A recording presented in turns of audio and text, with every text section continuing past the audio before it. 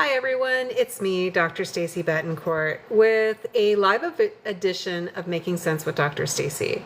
So I want to talk to you about a topic that I first kind of became aware of as I was becoming an adult in the mid to late 80s. And the reason why I want to bring this up is that I recently worked with a client, and they know I'm posting this, and they won't be known. They who will not be known. But it's the idea of confidence versus arrogance. And the thing is, and I'm not going to generalize, but it seems to be more of a situation where it's a man versus a woman, a man in some kind of leadership situation, and it is where they are calling the woman arrogant. And if you look at the term arrogant, it is a idea that you are aggressive, you are rude, you are elitist. It is all those things. And the idea is, it's again a situation where it is a man saying this to a woman, and usually the man is in a position of some kind of leadership. And again, not all men, but I too have been called that. I've been called arrogant when I was working for other people, and it's only happened once, but it's that idea, and it's also something that I've noticed because I've seen it happen. And it's that idea that a confident woman is a situation where they are attempted to belittle the woman into some form of submission.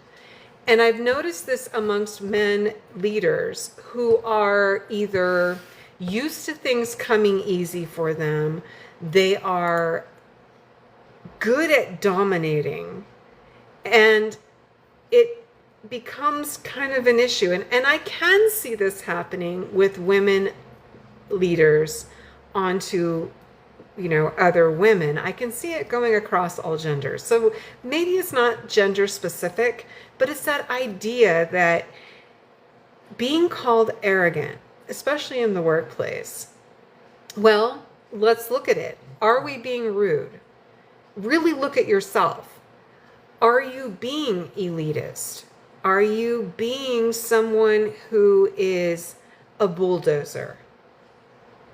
And in most cases that I've seen or experienced, that answer is no. In a couple of cases, like in the case of my client, the individual misunderstood what was going on and what the perspective was. So when you do that, it's a situation where it's misunderstood. So the thing is what is the difference between confidence and arrogance? Well, like I said, arrogance is a very big negative. It's being hateful. It's being all those things, where confidence is knowing what you're doing, having experience in what you're doing, and wanting to help others. And whether or not it is being a mentor or helping people out or whatever it is, it's the idea of having the confidence in what you do. And this was very much the heart of my discussion with my client the other day, in that they were really, truly offended, and they felt kind of chopped down for being confident. And that's a big one. How do you exhibit confidence while others may perceive it as arrogance? And that's the difference here, is that it's, to me, there has to be a little bit of jealousy. If you can look at the checklist, if you could really look at the definition of the word arrogance and analyze what it means, and then that point is, okay, do you fit that criteria? No. Or have you been doing a job for so long, it just becomes, it's instinctful. You're not, you can, you're not robotic, but you're instinctful. You know what you're doing. So it's that idea that you have to know that difference. And the thing is how do you deal with a leader who has that opinion of you?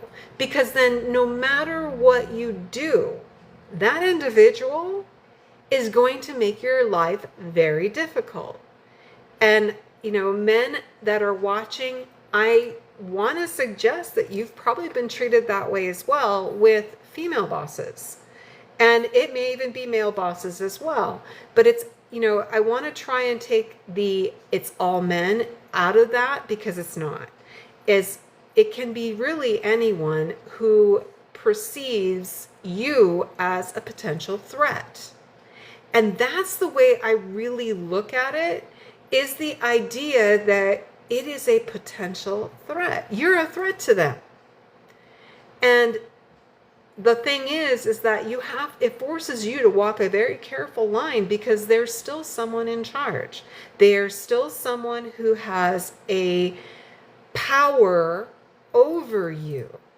And the last thing you want is to have someone who has power over you to make your life difficult, because they can. So what do? How do you function with the confidence that you have duly earned without being seen as arrogant? Now, here's the point. For some leaders, you'll never win. You will never win.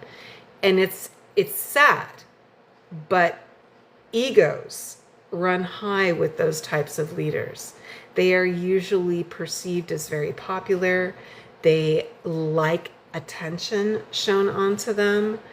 And it's that situation where if you are not careful, you become their target. And what's interesting about that is, in most cases, you are automatically a target, because you do have experience, education, confidence. And that's the interesting part, is that those things make you effective for those leaders. But then those leaders, rather than looking at it as this is an advantage that we can all capitalize on, they make you a target.